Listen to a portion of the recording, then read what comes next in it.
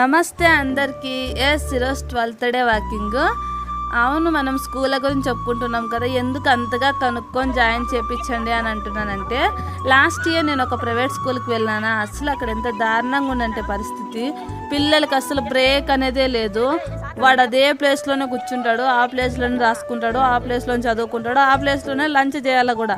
మళ్ళీ బ్రేక్ ఎట్లా అంటే టీచర్స్నే వాళ్ళు ఒక లైన్లో నిలబెట్టుకొని వాష్రూమ్ వరకు పిలుచుకుని మళ్ళీ అదే లైన్లో వెనక్కి పిలుచుకోరావాలా. దెబ్బకు 15 రోజులకి నేను స్కూల్ ఇచ్చిపెట్టిన. మేము చేసిండే పెద్ద తప్పు ఏంటంటే దాని గురించి కరెక్ట్గా కనుక్కోకుండా నేను జాయిన్ అవ్వడము, ప్లస్ మా పిల్లల్ని దాంట్లోకి జాయిన్ చేయించడము. పిల్లలు ఎంత స్ట్రెస్గా ఫీల్ అవుతారు అది వాళ్ళకి కూడా తెలియదు. పిల్లలు మనతో చెప్పుకోలేరు, ఎందుకంటే వాళ్ళు చిన్న వయసు కాబట్టి వాళ్ళకి అంత అర్థం కాదు. కాబట్టి కొంచెం ఎంక్వైరీ చేసి కనుక్కోండి. ఇప్పుడు మారింది ఎట్లో నాకు తెలియదు, కానీ మేము పోయిండే స్టార్టింగ్లో అయితే నాకు అసలు అట్లాంటి రూల్సే ఉండే. అందుకే